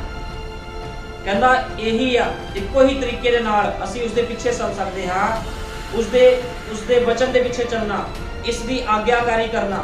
ਪਰਮੇਸ਼ਵਰ ਦੀ ਬੇਨਤੀ ਹੈ। ਨਬੀ ਕਹਿੰਦਾ ਪਰਮੇਸ਼ਵਰ ਬੇਨਤੀ ਕਰ ਰਿਹਾ। ਕਿੰਨੀ ਸ਼ਰਮ ਦੀ ਗੱਲ ਆ, ਉਹ ਲੋਕਾਂ ਨੂੰ ਬੇਨਤੀ ਕਰ ਰਿਹਾ ਹੈ। ਜਿਉਂਦਾ ਯਹੋਵਾ, ਆਕਾਸ਼ ਅਤੇ ਧਰਤੀ ਦਾ ਮਾਲਕ ਬੇਨਤੀ ਕਰ ਰਿਹਾ ਹੈ।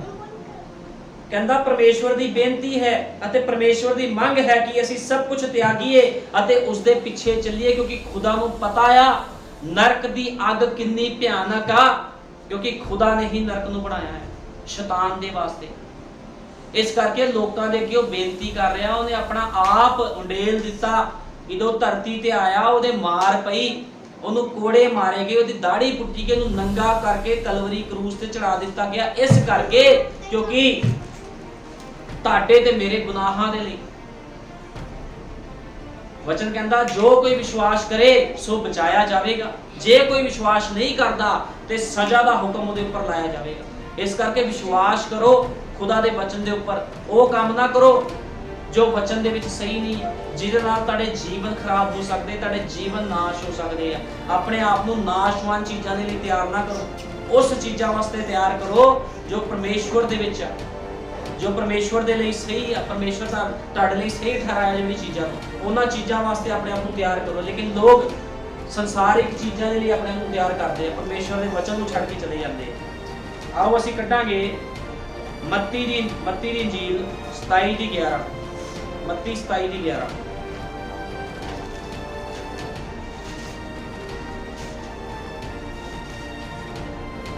ਮੱਤੀ 27:11।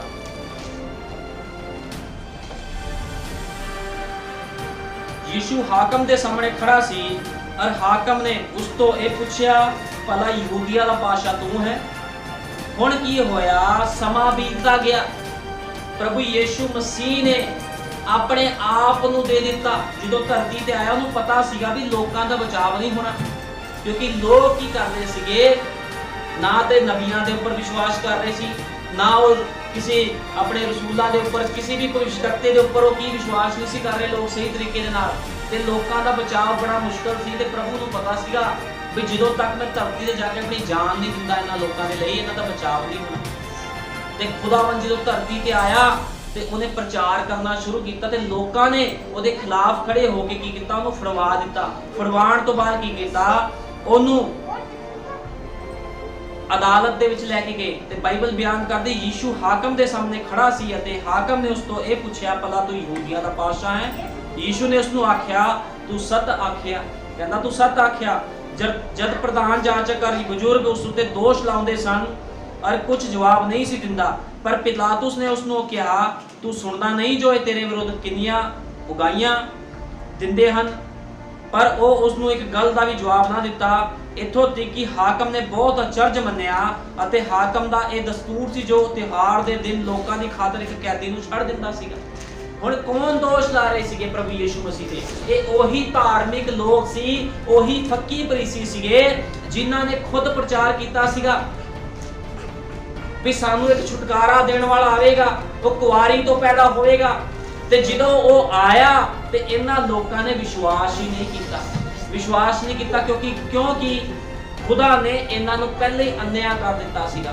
ਅੱਜ ਵੀ ਇਸੇ ਤਰ੍ਹਾਂ ਆ, ਅੱਜ ਵੀ ਲੋਕ ਅੰਨੇ ਕੀਤੇ ਹੋਏ ਆ, ਉਹਨਾਂ ਨੂੰ ਖੁਦਾ ਦਾ ਵਚਨ ਨਹੀਂ ਦਿਖਦਾ, ਖੁਦਾ ਦਾ ਵਚਨ ਨਹੀਂ ਦਿਖਦਾ। ਅਤੇ ਹਾਕਮ ਦਾ ਇਸ ਦਸਤੂਰ ਸੀ ਜੋ ਤਿਉਹਾਰ ਦੇ ਦਿਨ ਲੋਕਾਂ ਦੀ ਖਾਤਰ ਇੱਕ ਕੈਦੀ ਨੂੰ ਛੱਡ ਦੇਵੇ। ਔਰ ਉਸ ਵੇਲੇ ਉਹਨਾਂ ਦਾ ਬਰੱਬਾ ਕਰਕੇ ਇੱਕ ਨਾਮੀ ਕੈਦੀ ਸੀ ਜੋ ਉਹ ਇਕੱਠੇ ਹੋਏ ਤਾਂ ਪਿਲਾਤੁਸ ਨੇ ਉਹਨਾਂ ਨੂੰ ਆਖਿਆ, ਤੁਸੀਂ ਕਿਸ ਨੂੰ ਚਾਹੁੰਦੇ ਹੋ? ਉਹ ਕਹਿੰਦਾ, ਤੁਸੀਂ ਕਿਸ ਨੂੰ ਚਾਹੁੰਦੇ ਹੋ ਜੋ ਮੈਂ ਤੁਹਾਡੇ ਖਾਤਰ ਛੱਡ ਦਵਾਂ, ਬਰੱਬਾ ਨੂੰ ਜਾਂ ਯीशु ਨੂੰ ਜਿਹੜਾ ਮਸੀਹ ਕਹਾਉਂਦਾ ਹੈ? ਕਿਉਂਕਿ ਉਹ ਜਾਣਦਾ ਸੀ ਜੋ ਉਹਨਾਂ ਨੂੰ ਉਸ ਨੂੰ ਖਾੜ ਦੇ ਮਾਰੇ ਹਵਾਲੇ ਕੀਤਾ ਆ। ਹੁਣ ਬਚਨ ਨੂੰ ਬੜੇ ਧਿਆਨ ਦੇ ਨਾਲ ਸਾਰਿਆਂ ਨੇ ਮੇਰੇ ਵੱਲ ਦੇਖ ਕੇ ਸੁਣਨਾ ਹੈ, ਬਚਨ ਬੜਾ ਹੀ ਇੰਪੋਰਟੈਂਟ ਆ, ਬੜੇ ਧਿਆਨ ਦੇ ਨਾਲ ਬਚਨ ਨੂੰ ਸੁਣਨਾ ਆ।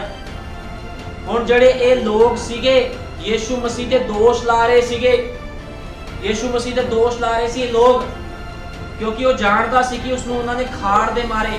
ਹੁਣ ਜਿਹੜਾ ਪਿਲਾਤੁਸ ਸੀਗਾ ਉਹ ਹਾਕਮ ਸੀਗਾ, ਉਹਨੂੰ ਪਤਾ ਸੀਗਾ ਵੀ ਖਾਰ ਦੇ ਕਾਰਨ ਇਹ ਲੋਕ ਖਾਰ ਖਾਂਦੇ, ਈਰਖਾ ਕਰਦੇ ਇਸ ਦੇ ਨਾਲ, ਇਸ ਕਰਕੇ ਇਹਨਾਂ ਨੇ ਯीशु ਮਸੀਹ ਨੂੰ ਮੇਰੇ ਸਾਹਮਣੇ ਪੇਸ਼ ਕੀਤਾ ਉਸ ਥਾਂ ਦੇ ਵਿੱਚ। ਜਦੋਂ ਅਦਾਲਤ ਦੀ ਗੱਦੀ ਉੱਤੇ ਬੈਠਾ ਹੋਇਆ ਸੀ, ਉਸ ਦੀ ਪਤਨੀ ਨੇ ਉਸ ਨੂੰ ਅਖਵਾ ਭੇਜਿਆ, ਜੋ ਤੂੰ ਧਰਮੀ ਨਾਲ ਕੁਝ ਵਾਸਤਾ ਨਾ ਰੱਖ, ਕਿਉਂ ਜੋ ਅੱਜ ਸੁਪਨੇ ਵਿੱਚ ਉਸ ਦੇ ਕਾਰਨ ਵੱਡਾ ਦੁੱਖ ਡਿੱਠਾ। ਔਰ ਪ੍ਰਧਾਨ ਜਾਜਕ ਅਤੇ ਬਜ਼ੁਰਗਾਂ ਨੇ ਲੋਕਾਂ ਨੂੰ ਉਬਾਰਿਆ ਜੋ ਬਰੱਬਾ ਨੂੰ ਮੰਗੋ। ਹੁਣ ਕੀ ਹੋਇਆ, ਬਰੱਬਾ ਨੂੰ ਮੰਗ ਲਿਆ ਤੇ ਕੀ ਹੋਇਆ, ਪਿਲਾਤੁਸ ਨੇ ਉਹਨਾਂ ਨੂੰ ਕਿਹਾ, ਫਿਰ ਯीशु ਜਿਹੜਾ ਮਸੀਹ ਕਹਾਉਂਦਾ ਹੈ, ਕਹਿੰਦਾ ਮੈਂ ਉਸ ਦਾ ਕੀ ਕਰਾਂ? ਹੁਣ ਪਿਲਾਤੁਸ ਕਹਿ ਰਿਹਾ ਵੀ ਆ ਯीशु ਮਸੀਹ ਤੁਹਾਡਾ ਰਾਜਾ ਆ। ਉਹ ਕਹਿੰਦੇ ਸਾਨੂੰ ਨਹੀਂ ਚਾਹੀਦਾ ਰਾਜਾ, ਅਸੀਂ ਨਹੀਂ ਮੰਨਣਾ ਇਹਦੇ ਵਚਨਾਂ ਨੂੰ, ਇਹਨੂੰ ਸੂਲੀ ਦੇ ਉੱਪਰ ਚੜਾ ਦਿਓ। ਯीशु ਨੂੰ ਜਿਹੜਾ ਮਸੀਹ ਕਹਿੰਦਾ ਕੀ ਕਰਾਂ? ਉਹ ਸਭ ਬੋਲੇ ਸਲੀਬ ਦਿਓ, ਸਲੀਬ ਦਿਓ। ਕਹਿੰਦੇ ਸਲੀਬ ਤੇ ਚਾੜ ਦਿਓ ਇਹਨੂੰ। ਪਰ ਉਸਨੇ ਆਖਿਆ, ਉਸਨੇ ਕੀ ਬੁਰਾਈ ਕੀਤੀ ਹੈ? ਪਰ ਉਹਨਾਂ ਨੇ ਹੋਰ ਵੀ ਡੰਡ ਪਾ ਕੇ ਆਖਿਆ ਕਿ ਇਸ ਨੂੰ ਸਲੀਬ ਉੱਤੇ ਚਾੜ ਦੇ। ਤਦ ਪਿਲਾਤੁਸ ਨੇ ਵੇਖਿਆ ਜੋ ਕੁਝ ਨਹੀਂ ਬਣਦਾ ਸਗੋਂ ਉਹ ਹੋਰ ਵੀ ਰੋਲਾ ਪੈਂਦਾ ਹੈ, ਤਾਂ ਉਸਨੇ ਪਾਣੀ ਲੈ ਕੇ ਲੋਕਾਂ ਦੇ ਸਾਹਮਣੇ ਆਪਣੇ ਹੱਥ ਧੋਤੇ ਅਤੇ ਕਿਹਾ, ਮੈਂ ਇਸ ਦੇ ਲਹੂ ਤੋਂ ਨਿਰਦੋਸ਼ ਹਾਂ।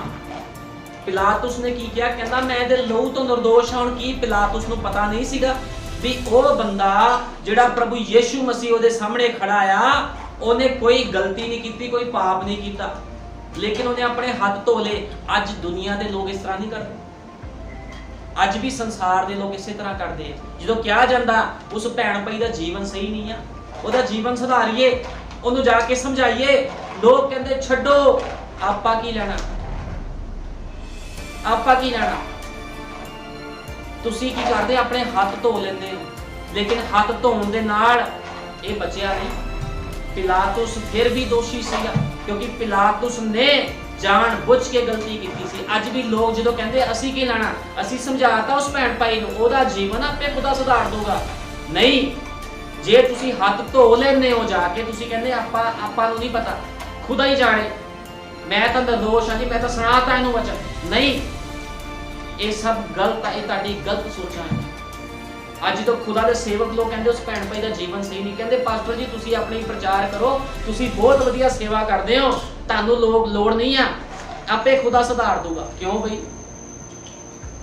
ਇਹ ਤਾਂ ਫਿਰ ਉਹੀ ਕੰਮ ਹੋ ਗਿਆ ਪਿਲਾਤੁਸ ਵਾਲਾ, ਵੀ ਮੈਂ ਤਾਂ ਹੱਥ ਧੋ ਲਏ ਅਜੇ ਤੋਂ। ਲੇਕਿਨ ਮੈਂ ਤੁਹਾਨੂੰ ਦੱਸਣਾ ਚਾਹੁੰਦਾ ਆ, ਮੈਂ ਹਮੇਸ਼ਾ ਜਦੋਂ ਵੀ ਕੋਈ ਪਾਪ ਦੇ ਵਿੱਚ ਹੁੰਦਾ, ਮੈਂ ਹਮੇਸ਼ਾ ਉਹਦਾ ਪਿੱਛਾ ਕਰਦਾ, ਉਸ ਮਨੁੱਖ ਦਾ ਮੈਂ ਪਿੱਛਾ ਨਹੀਂ ਛੱਡਦਾ ਉਹਦਾ।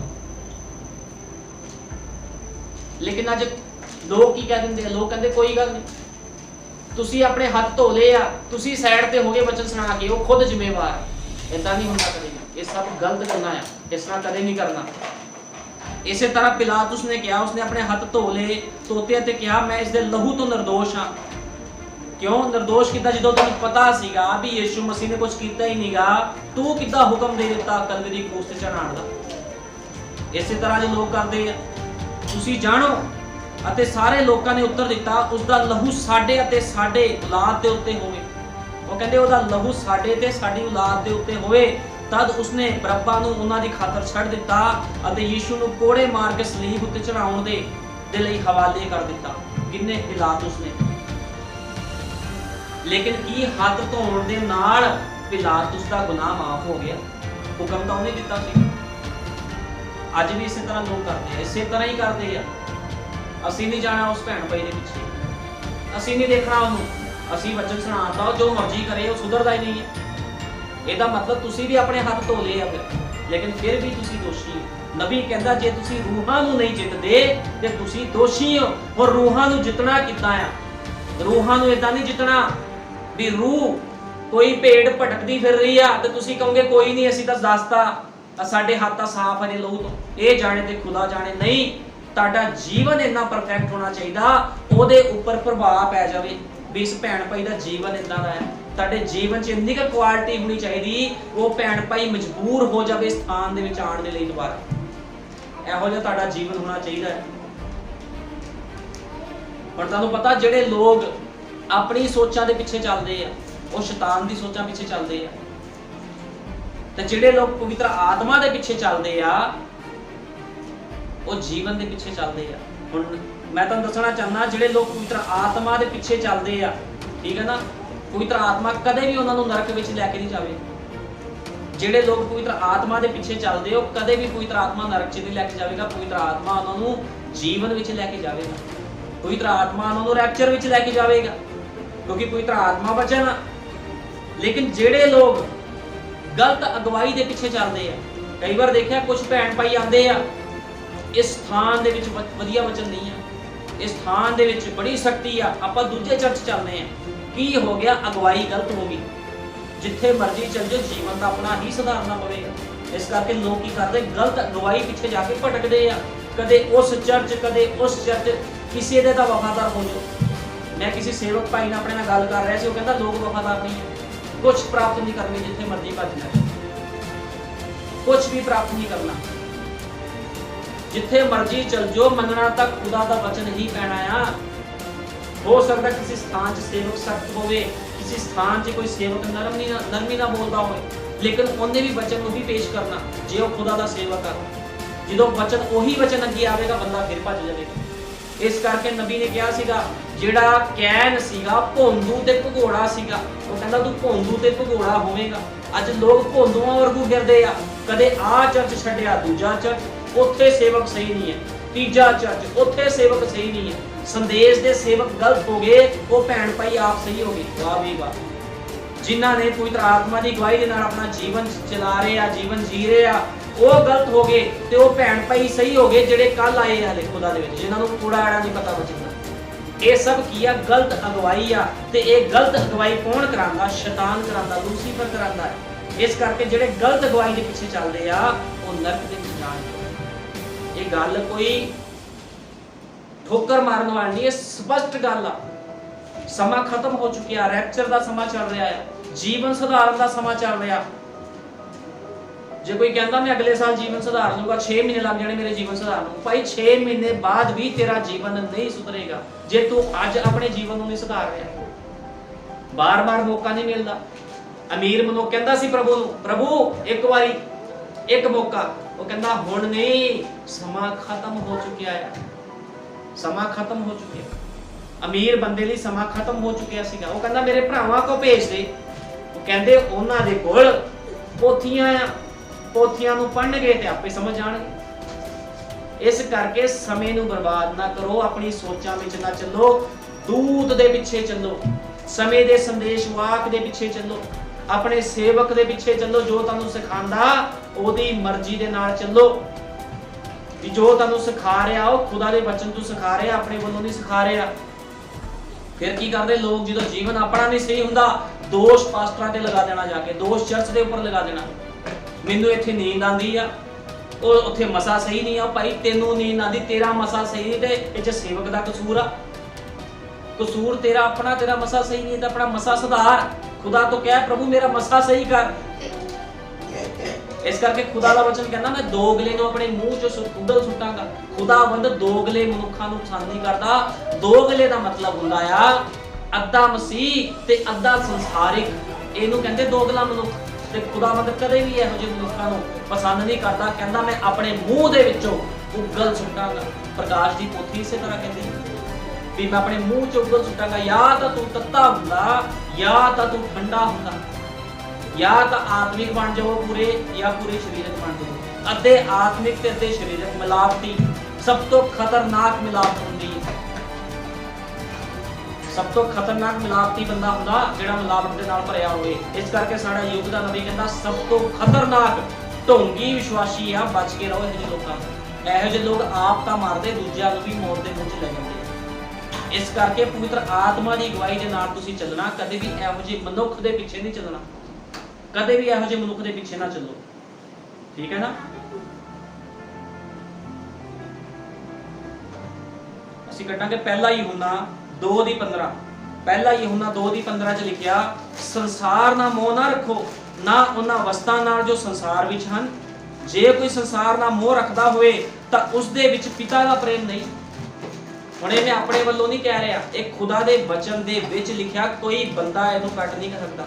ਜੇ ਕੋਈ ਖੁਦਾ ਦੇ ਵਚਨ ਨੂੰ ਕੱਟਦਾ ਆ ਤੇ ਉਹਦੇ ਉੱਪਰ ਮੌਤ ਆ ਜਾਵੇਗੀ। ਅੱਜ ਲੋਕ ਕਹਿੰਦੇ ਅਸੀਂ ਨਹੀਂ ਛੱਡ ਸਕਦੇ ਸੰਸਾਰ ਨੂੰ, ਅਸੀਂ ਦੁਨੀਆਦਾਰੀ ਵੀ ਤਾਂ ਦੇਖਣੀ ਆ, ਬੱਚੇ ਵੀ ਤਾਂ ਪਾਲਣੇ ਆ, ਅਸੀਂ ਰਿਸ਼ਤੇਦਾਰ ਛੱਡ, ਸਾਡਾ ਦਾਲ ਪਾਣੀ ਕਿੱਥੋਂ ਚੱਲੂ, ਸਾਡਾ ਆਟਾ ਕਿੱਥੋਂ ਆਊਗਾ। ਇਹ ਸਭ ਸੰਸਾਰਿਕ ਗੱਲਾਂ ਆ, ਸਭ ਸ਼ੈਤਾਨੀ ਗੱਲਾਂ। ਜਿਹੜੇ ਜਿਉਂਦੇ ਯਹੋਵਾ ਨੂੰ ਤੁਸੀਂ ਮੰਨਦੇ ਹੋ ਉਹ ਤੁਹਾਡੀ ਕਿਰਤਪਾਲ ਕਰਨੀ ਜਾਣਦਾ ਹੈ। ਜਦੋਂ ਉਹਨੇ ਇਸਰਾਇਲੀਆਂ ਨੂੰ ਬਾਹਰ ਕੱਢਿਆ ਮਿਸਰ ਦੇ ਵਿੱਚੋਂ ਤੇ ਨਾ ਉਹਨਾਂ ਦੇ ਕੱਪੜੇ ਘਸਣ ਦਿੱਤੇ ਉਹਨੇ ਤੇ ਨਾ ਰੋਟੀ ਪਾਣੀ ਦੀ ਕਮੀ ਆਣ ਦਿੱਤੀ, ਉਹ ਫਿਰ ਵੀ ਬੁੜਬੁੜ ਕਰੀ ਜਾਂਦੇ ਸੀ ਲੋਕ। ਅੱਜ ਵੀ ਇਦਾਂ ਹੀ ਕਰਦੇ ਲੋਕ, ਬੁੜਬੁੜ ਕਰਦੇ। 40 ਸਾਲ ਦਿਨ ਤੇ ਰਾਤ ਪ੍ਰਭੂ ਨੇ ਮੰਨਾ ਖਵਾਇਆ ਉਹਨਾਂ ਨੂੰ। ਤੇ ਕੀ ਅੱਜ ਪ੍ਰਭੂ ਮੰਨਾ ਨਹੀਂ ਖਵਾ ਰਿਹਾ? ਇਹ ਗੁਪਤ ਮੰਨਾ ਆ ਜੋ ਤੁਸੀਂ ਖਾ ਰਹੇ ਹੋ। ਅੱਜ ਪੂਰੇ ਸੰਸਾਰ ਦੇ ਕੋਲ ਬਾਈਬਲਾਂ ਆ, ਪੂਰੇ ਸੰਸਾਰ ਦੇ ਕੋਲ ਬਾਈਬਲਾਂ ਆ। ਵੱਡੇ ਵੱਡੇ ਚਰਚਾਂ 'ਚ ਵੱਡੀਆਂ ਵੱਡੀਆਂ ਬਾਈਬਲਾਂ ਆ, ਐਡੀ ਐਡੀ ਮੋਟੀਆਂ ਬਾਈਬਲਾਂ ਆ, ਮਹਿੰਗੀ ਤੋਂ ਮਹਿੰਗੀ ਬਾਈਬਲ ਆ, ਲੇਕਿਨ ਵਚਨ ਨਹੀਂ ਆ ਉਹਨਾਂ ਦੇ ਕੋਲ, ਕੱਲੀਆਂ ਬਾਈਬਲਾਂ ਹੀ ਆ। ਸਾਡੇ ਕੋਲ ਕੀ ਆ? ਗੁਪਤ ਮੰਨਾ ਆ। ਉਹਨਾਂ ਕੋਲ ਬਾਈਬਲਾਂ ਆ ਤੇ ਸਾਡੇ ਕੋਲ ਗੁਪਤ ਮੰਨਾ ਆ। ਤੇ ਜਿਹੜਾ ਗੁਪਤ ਮੰਨਾ ਖਾਏਗਾ ਉਹੀ ਬਚਾਇਆ ਜਾਵੇਗਾ। ਜੇ ਬਾਈਬਲ ਕੋਲ ਹੈਗੀ ਆ, ਜੇ ਤੁਸੀਂ ਬਾਈਬਲ ਨੂੰ ਸਮਝਦੇ ਨਹੀਂ ਹੋ, ਬਾਈਬਲ ਦਾ ਪ੍ਰਕਾਸ਼ਨ ਹੀ ਨਹੀਂ ਤੁਹਾਨੂੰ ਪਤਾ, ਤੇ ਜਿੰਨੀਆਂ ਮਰਜ਼ੀਆਂ ਬਾਈਬਲਾਂ ਲੈ ਫਿਰੀ ਜਾਓ, ਕੋਈ ਮਤਲਬ ਨਹੀਂ ਆ, ਠੀਕ ਹੈ ਨਾ। ਸਾਡੇ ਕੋਲ ਕੀ ਆ? ਗੁਪਤ ਮੰਨਾ ਜੋ ਪਰਮੇਸ਼ਵਰ ਦੁਆਰਾ ਸਾਨੂੰ ਦਿੱਤਾ ਗਿਆ। ਤੇ ਉਹ ਗੁਪਤ ਮੰਨਾ ਕੌਣ ਲੈ ਕੇ ਆਇਆ? ਸਾਡੇ ਯੁੱਗ ਦਾ ਨਬੀ ਜਿਹਦਾ ਨਾਮ ਭਾਈ ਵਿਲੀਅਮ ਮੈਰਿਨ ਬ੍ਰੈਨਮ ਸੀ। ਉਹ ਸਾਨੂੰ ਗੁਪਤ ਮੰਨਾ ਦੇ ਕੇ ਗਿਆ। ਉਹਦੇ ਗੁਪਤ ਮੰਨੇ ਦੇ ਦੁਆਰਾ ਹੀ ਅਸੀਂ ਅੱਜ ਖਾ ਰਹੇ ਹਾਂ ਤੇ ਅਸੀਂ ਜੀਵਨ ਬਤੀਤ ਕਰ ਰਹੇ ਹਾਂ। ਇਸ ਕਰਕੇ ਖੁਦਾ ਦਾ ਵਚਨ ਕਹਿੰਦਾ ਕਿਉਂਕਿ ਸਭ ਕੁਝ ਜੋ ਸੰਸਾਰ ਵਿੱਚ ਹੈ, ਅਰਥਾਤ ਸਰੀਰ ਦੀ ਕਾਮਨਾ, ਨੇਤਰਾਂ ਦੀ ਕਾਮਨਾ, ਜੀਵਨ ਦਾ ਮਾਨ, ਸੋ ਪਿਤਾ ਤੋਂ ਨਹੀਂ ਸੰਸਾਰ ਤੋਂ ਹੈ ਅਤੇ ਸੰਸਾਰ ਨਾਲੇ ਉਸ ਦੀ ਕਾਮਨਾ ਬੀਤਦੀ ਜਾਂਦੀ ਹੈ। ਪਰ ਜਿਹੜਾ परमेश्वर की इच्छा उत्ते चलता है वो सदा तक कायम रहेगा। कौन कायम रहेगा? जिहड़ा परमेश्वर की इच्छा उपर चलता है। हुण तुसीं अपने अपने जीवन चेक करो, तुसीं परमेश्वर की इच्छा उपर चलते हो कि नहीं चलते हो? कि अपनी सोचा विचारा ना चली जा रहे हो भी मेरे पति ने इदा कहता मैं तो इदा ही करूँगी, मेरी सस ने इदा कहता मैं इदा ही कह दूँ, मेरी मम्मी ने इदा कहा मैं तो इदा ही चलूँगी। तुहाडी मम्मी ने, तुहाडी सस ने, तुहाडे पति ने, तुहाडे बच्चों ने तुहानूं बचाण नहीं आना। गल मेरी याद रखनी, जे तुसीं खुदा दे वचन नूं रद्द के संसार नूं पहल दिंदे हो, तुसीं कहंदे संसार भी तो देखना, वो की कहूगा, मेरा भरा की कहूगा, मेरी भाभी की कहूगी, मेरी सस की कहूगी है। जे तुसीं ये चीज़ां नूं वेखोगे कदे भी परमेश्वर दे राज दे विच दाखल नहीं हो सकदे। जे कोई बंदा संसार दे नाल मित्रचार रखदा, क्योंकि संसार मौत आ, जहर आ संसार। कोई भी वचन तो बाहर काम आ सब मौत दे विच गिणिया जांदा है। इस करके लोगों को बाइबल आया, लोग बाइबल को समझते थोड़ी है, लेकिन साडे को गुप्त मनना है, तो जिदे को गुप्त मनना आ उहदे कोल जीवन आ। ते प्रभु दा मैं धन्नवाद करदा आ, इस स्थान दे विच साडे युग दे नबी दे द्वारा गुप्त मन्ना दिता गया। इसे गुप्त मन्ने विच तुसीं भी खांदे हो तो मैं भी खाना है, कोई पक्षपात नहीं। ये गुप्त मन्ना सानू जीवन दिंदा है। प्रभु यीशु मसीह दा सारिआं नूं बरकत दे। आओ प्रार्थना करिए।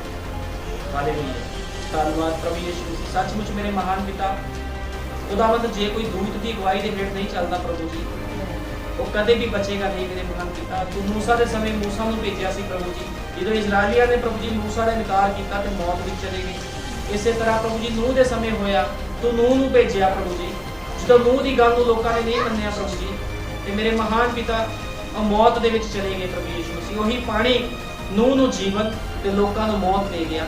इस तरह मेरे महान पिता साडे युग दे विच साडे प्यारे भाई विलियम मैरिज ब्रैनम नूं भेजिया, ते मेरे महान पिता 1200 तो वध संदेश भाई ब्रैनम दे ਜਿਹੜੇ ਛਪ ਚੁੱਕੇ ਹਨ ਖੁਦਾਵੰਦਾ, ਉਹ ਸਾਰੇ ਸੰਦੇਸ਼ਾਂ ਦਾ ਇੱਕੋ ਹੀ ਨਿਚੋੜ ਹੈ ਤੁਹਾਡੇ ਜੀਵਨ ਦਾ ਸੁਧਾਰ। ਜੇ ਕੋਈ ਆਪਣੇ ਜੀਵਨ ਦਾ ਸੁਧਾਰ ਨਹੀਂ ਕਰਦਾ ਪ੍ਰਭੂ ਜੀ, ਉਹ ਖੁਦਾਵੰਦ ਕਦੇ ਵੀ ਬਚੇਗਾ ਨਹੀਂ। ਮੇਰੇ ਮਹਾਨ ਪਿਤਾ, ਮੈਂ ਮੇਰੇ ਮਹਾਨ ਪਿਤਾ ਤੇਰੇ ਅੱਗੇ ਬੜੇ ਟੁੱਟੇ ਹੋਏ ਹਿਰਦੇ ਤੋਂ ਪ੍ਰਾਰਥਨਾ ਕਰਦਾ ਲੋਕਾਂ ਦੇ ਜੀਵਨਾਂ ਦੇ ਲਈ ਪ੍ਰਭੂ ਜੀ, ਜਿਹੜੇ ਲੋਕ ਇੱਧਰ ਉੱਧਰ ਭਟਕ ਰਹੇ ਹਨ ਖੁਦਾਵੰਦਾ, ਜਿਨ੍ਹਾਂ ਦਾ ਜੀਵਨ ਸਹੀ ਨਹੀਂ ਹੈ ਪ੍ਰਭੂ ਜੀ। खुदावन वो लोग भटकते हैं, इधर उधर चर्चा भी बदलते हैं, लेकिन फिर भी उन्होंने जीवन नहीं सुधरता प्रभु यीशु मसीह। तो खुदावंद इहो ਜਿਹੇ लोगों के लिए मैं प्रार्थना करता प्रभु जी, इन्हों के लोगों के जीवनों को बचा प्रभु जी, समझ और बुद्ध दे, क्योंकि समा नहीं है जो प्राण विचों निकल गए तो सब कुछ खत्म हो जाएगा मेरे लॉर्ड, सारा घमंड तरिया का तरिया रह जाएगा खुदावंदा। क्योंकि मेरे महान पिता संसार में एक मनुख नंगा ही आता है प्रभु जी, लेकिन प्रभु यीशु मसीह जदों खुदावंद प्रभु जी वो तेरे वचन विच जीवन व्यतीत करता है, तो खुदावंद वो आत्मिक कपड़े पा के जाता है प्रभु जी, वो पवित्र कपड़े पा के जाता है। लेकिन कुछ लोग नंगे ही फिर चले जाते हैं खुदावंदा, जिन्हां दे कोल कुछ भी नहीं हुंदा। ते प्रभु यीशु मसीह इहो ਜਿਹੇ लोकां नूं तू कदे भी अपने घर दे विच वड़ नहीं देगा खुदावंद। तू इहो ਜਿਹੇ लोकां नूं दोगला क्या है मेरे महान पिता। प्रकाश की पोथी ने क्या है दोगला, क्योंकि प्रकाश की पोथी च लिखा या तो तू तत्ता हुंदा या तू ठंडा हुंदा, तू जो सील गरम जो है मैं तेनों अपने मुंह दे विचों उगल सुटांगा। तू कदे भी प्रभु जी मिक्स बंदे नूं पसंद नहीं करता, तू प्रभु जी प्योर नूं पसंद करता है मेरे महान पिता। ते सचमुच खुदावंदा तेरी दुल्हन प्योर है खुदावंद, ते तू अपनी दुल्हन नूं बहुत जल्दी लैण आ रहा है प्रभु यीशु मसीह। जल्दी आ अपनी दुल्हन नूं लैके जा खुदावंदा, तेरी दुल्हन तेरे वास्ते तैयार बैठी है। सारा आदर जलाल महिमा तेरे नाम मिलना। अज दे छोटे संदेश लई भी तेरा धन्नवाद प्रभु यीशु मसीह। खुदावंद प्रभु यीशु मसीह हरेक नूं आशीष और बरकत दे, जिन्ने भैण भाई स्थान 'च बैठे हैं प्रभु यीशु मसीह। मैं इन्हां दे लई खुदावंदा इक्को चीज़ की मंग करदा हां प्रभु जी, इन्हां दी समझ ते बुद्धां नूं खोल दे खुदावंदा, इन्हां दे उपर पवित्र आत्मा दा मसा आवे प्रभु जी, ताकि मेरे महान पिता इन्हां दे जीवन बदल जाण खुदावंद। दया कर, कृपा कर, तेरे नाम प्रभु यीशु मसीह दे विच मंगदे, आमीन, हालेलुया।